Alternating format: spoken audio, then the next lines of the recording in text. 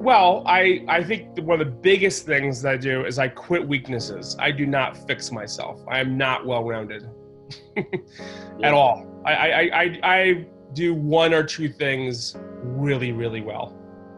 And the rest, my job as a CEO is really three things only. Vision roadmap, 3 years in the future, by quarter, basically you have to be right? Number two is talent. I need to put the right people in the right seats at the right time in an 18-month window.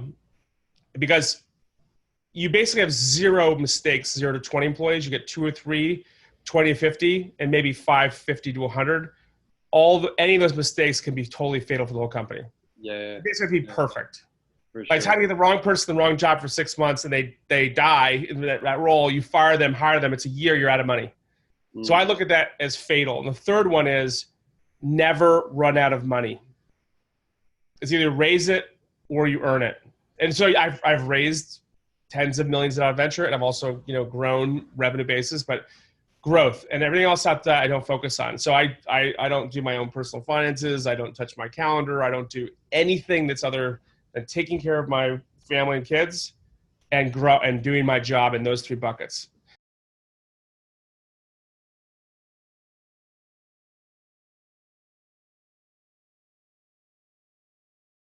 In my view, the most important role in any sales organization is the first line sales leader.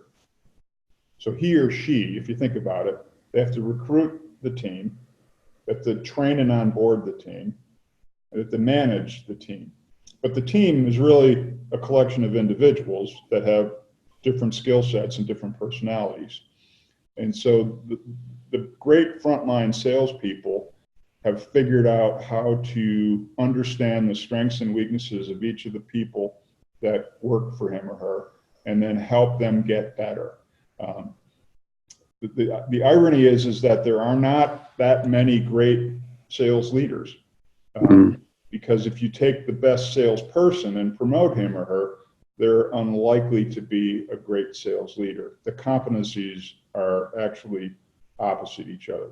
A great salesperson largely is driven by achievement. A great sales leader is driven by influence. You can get those two together in the same person, it's awesome, and you can have a fantastic sales leader, but there aren't that many people that have those two competencies that coexist in the same person.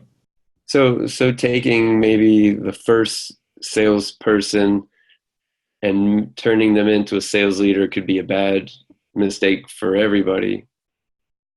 Yeah, make sure that, it could be that a great salesperson is also a great sales leader, but the likelihood of that is low. It's more likely that a good salesperson, because you can't have somebody leading a sales team who's never sold. That's not likely to work. Right. They won't have credibility.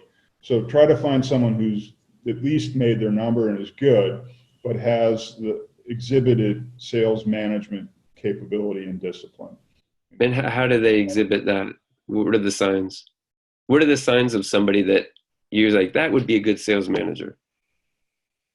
They actually are able to coach and to teach and to just they resist the temptation of just doing it themselves.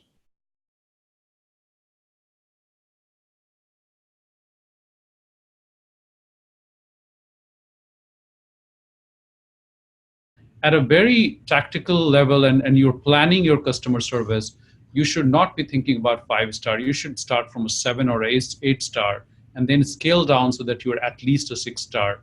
And when the customers work with you, they're like, wow, I did not even think that was possible. And the 6 and 7 and 10-star ideas are the things that would make somebody go, whoa, oh my God, right? That is the thing. So let's take, say, Airbnb example, because I'm taking, and say if for Airbnb, a 10-star experience would be, say you go to the airport and a private jet is waiting for you. And the private jet takes you to a destination, and they have champagne in there, and you go there and we get down and there's a red carpet there. Now that's not realistic, but there's nothing wrong in mapping what your 10-star experience would look like. And as if I was an Airbnb founder and say, not all homeowners can do that. So that's my ideal. Maybe we get there, or maybe they create a product which is get a 10-star Airbnb experience where they actually have a private jet waiting, and then you go to a home which has all these facilities, and that could be a completely different pricing. But what I'm saying is that you start at some level and you say, okay, this is amazing, but this is not realistic. Let's get to 8-star and see how does that look like, or 7. What I'm saying is that your benchmark should not be 5-star because your competition's benchmark is 5-star. That's great. I love that. And I guess you can start removing some of the ones that would completely destroy any kind of profit margin. Yeah, exactly. And again, you're mapping customer experience, but at the same time, there's the thing about customer experience is that we should get, one of the things that we think about is that if we're trying to improve customer experience every time, that means eating into the profitability, and that does not always have to be the case. Like, for example, when we started doing status alerts for our customers, meaning, hey, your loan is approved, your appraisal is here, your loan is funded, we started doing texts a little earlier than anybody else was doing. And sending automatic text is really not that expensive. We pay, I don't know, maybe $100 a month for unlimited text that goes out to customers. So it's not eating into profits, it's coming up with ideas that may not, it's not about sending them a $500 gift, is what I'm trying to say. You don't always have to give them free goods or free services. It could be something about what could be extremely inexpensive that you can work with. That's really helpful.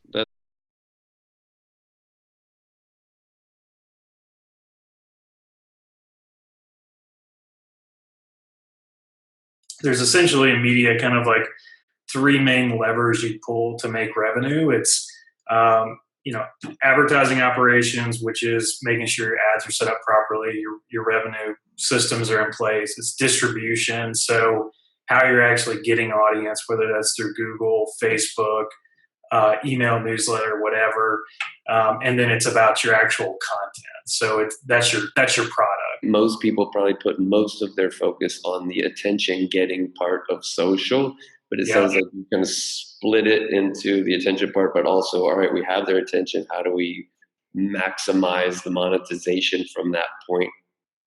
100%. Yeah. I mean, I like to start with the monetization component of it because it's like, I don't want to go acquire a ton of users and then I'm not making as much money as possible. So like refining the revenue engine, like I call it, is kind of the first step in any like media publisher site. It's let's get, that engine running properly, and then let's turn on the floodgates to audience acquisition and generating traffic.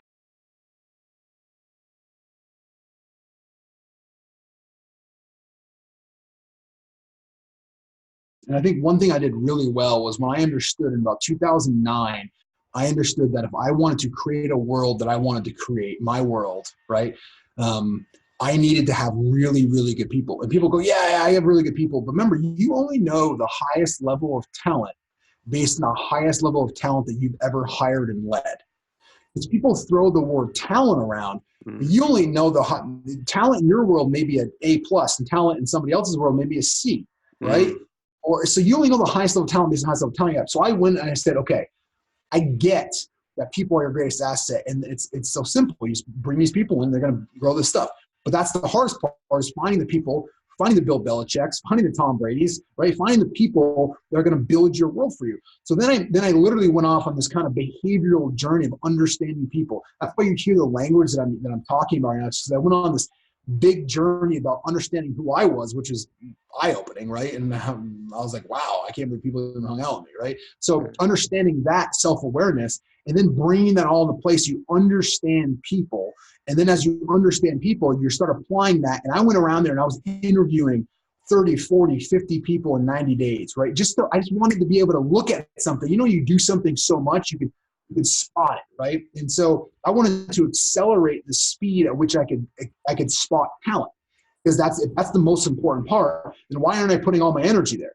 A lot of people in business work in the business, and then they spend about 3% of their time trying to actually lead or hire somebody, and they wonder why they keep making bad hires. Well, it's because you've been spending 10,000 hours, right? We all know that over here of building your business. And then we actually go to hire somebody, you spent 1 hour. And so no wonder why you're going to have mediocre results there. So if you can switch your direction to understanding that if you want to build a business through people, it's humbling and it's challenging. Understand you need to learn a very clear hiring process, understand people, understand who you are. And the more you do that, the more you'll be able to, and go out there and literally interview 30 people in 30 days. I always remember I teach a hiring course. I always say, look, Jeff, go out there the next 30 days, go a 15-minute interview with 30 people. At the end of the 30 days, you're going to be able to walk into a store and go, that person's got a talent. And I'm not saying you're going to hire them, but you can just spot it, just like you can in your profession. Getting the repetition.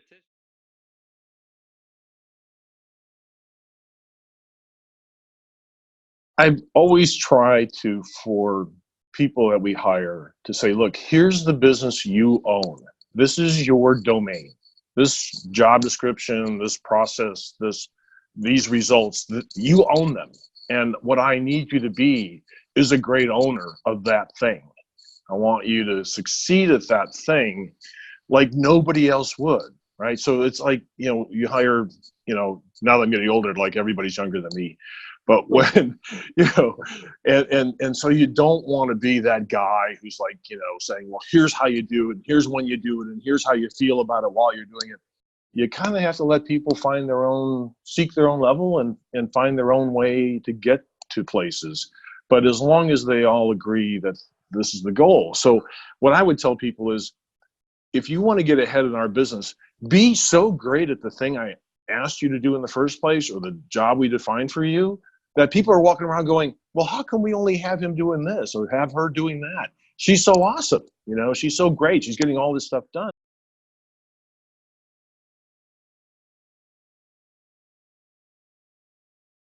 Right? In a president's role, you've got to be able to see your top line organizational measurements, your financial measurements, your operational measurements, that tells you that your leadership group or your secondary tier of management are following and accomplishing that which you had laid out for them as a responsibility.